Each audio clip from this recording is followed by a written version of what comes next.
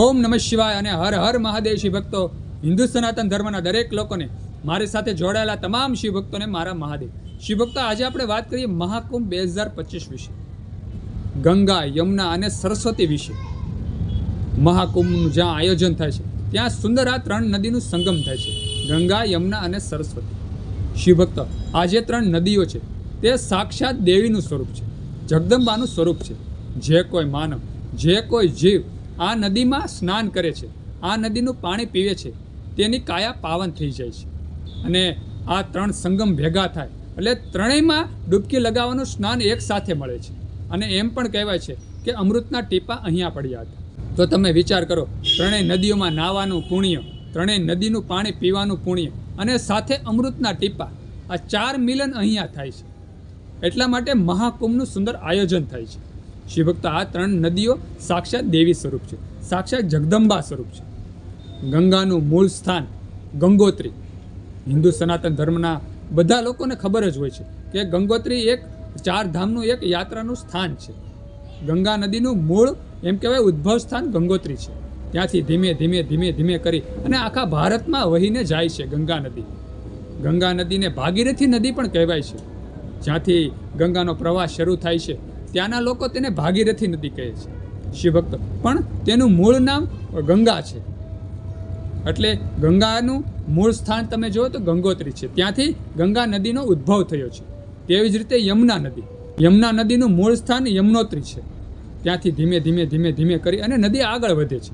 શિવભક્તો, યમુના નદીનું પાણી પીએ તો પણ એમ કહેવાય કે તીર્થરૂપ છે.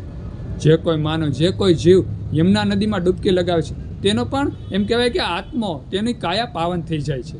અને સરસ્વતી નદી તો એમ કહેવાય છે કે સાક્ષાત સરસ્વતી એટલે મા વીણાનું સ્વરૂપ હતું, પણ અત્યારે એમ કહેવાય છે કે અત્યારે તે અદૃશ્ય થઈ ગઈ છે. મા સરસ્વતી નદી છે તે અદૃશ્ય થઈ ગઈ છે. અને આ ત્રણેય નદીનું મૂળ તમે જુઓ હિમાલય છે, મૂળ તમે જુઓ ભગવાન શિવ છે. અત્યારે સરસ્વતી નદી છે નહીં હાજરમાં, અદૃશ્ય છે, પણ એમ કહેવાય છે કે હિમાલયમાંથી ધીમે ધીમે ધીમે ધીમે તેનો પ્રવાહ આખી ભારત ભૂમિમાં થઈ અને ગુજરાતમાં તેનો સમાવેશ થાય છે. ગુજરાતમાં તેનું એમ કહેવાય છે કે ગુજરાતમાંથી નીકળતી જે સરસ્વતી નદી હતી તે ગુજરાત સુધી આવતી અને મ્યાન થઈ જતી, તેવું શાસ્ત્રમાં સુંદર મેં વાંચેલું છે. અને આ ત્રણેય નદીનું સંગમ સ્થાન એટલે એમ કહેવાય છે કે પ્રયાગરાજ. આજે મહાકુંભનું આયોજન થાય છે ત્યાં ગંગા, યમુના અને સરસ્વતીનું મિલન થાય છે અને ત્યાં જ અમૃતના ટીપા પડ્યા હતા.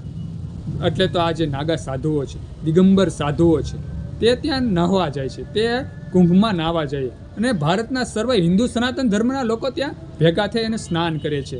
આ 45 દિવસનો જે સમયગાળો છે મહાકુંભનો, તેમાં જે કોઈ માનવ, જે કોઈ જીવડો મહાકુંભમાં એમ કહેવાય છે કે સ્નાન કરે છે, ગંગા, યમુના અને સરસ્વતી અને સાથે અમૃતના ટીપા, ચાર તત્વનું સમન્વય. આમાં જે કોઈ સ્નાન કરે છે તેની કાયા અમર થઈ જાય છે, તે જીવને અમરત્વ મળે છે. શિવભક્તો, આવું સુંદર પુરાણોમાં કહ્યું છે. અને ઓમે ભગવાન મહાદેવે જગત કલ્યાણ માટે, સર્વ જીવોના કલ્યાણ માટે જ આ નદીઓ વહેતી કરી છે.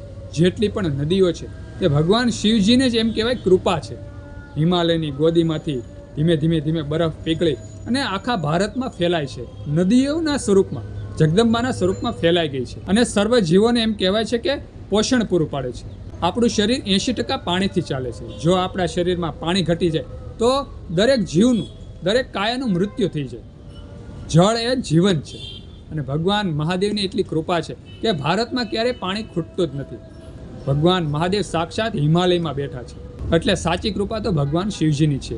એટલે આપણે હંમેશા ભગવાન મહાદેવની આરાધના કરતી રહેવી જોઈએ અને ભગવાન મહાદેવનો આમ તો આભાર માનવો જોઈએ કે હે ભગવાન મહાદેવ, તમે જ જીવાડો છો, તમે જ જન્મ આપો છો, તમે જ જીવન ચલાવો છો અને તમે જ મૃત્યુ આપો છો. તમે જેમ જીવાડશો તેમ અમે જીવશું. તેવો ભગવાન મહાદેવનો આપણે આભાર વ્યક્ત કરવો જોઈએ અને ભગવાન મહાદેવને પ્રાર્થના કરવી જોઈએ એ ભગવાન સદાય સર્વ જીવનું કલ્યાણ કરજો, અમારા કુટુંબ પરિવારનું કલ્યાણ કરજો, અમારું કલ્યાણ કરજો. તે ભગવાન મહાદેવને આપણે પ્રાર્થના કરવી જોઈએ. શિવ ભક્તો, આવી હતી સુંદર મહાકુંભની વાત, અમૃતમય ટીપાની વાત, ગંગા, યમુના, સરસ્વતીના મિલનની વાત, ગંગા, યમુના નદી ક્યાંથી નીકળી તેની વાત. સુંદર આ વિડીયો ગમ્યો હોય તો વિડીયોમાં લાઈક આપજો, કોમેન્ટમાં હર હર મહાદેવ, હર ઓમ નમઃ શિવાય લખજો અને આ વિડીયો બીજા હિન્દુ સનાતન ધર્મના લોકોને શેર કરી દેજો. બધા શિવભક્તોને, હિન્દુ સનાતન ધર્મના લોકોને મારા હર હર મહાદેવ, હર અને ઓમ નમઃ શિવાય.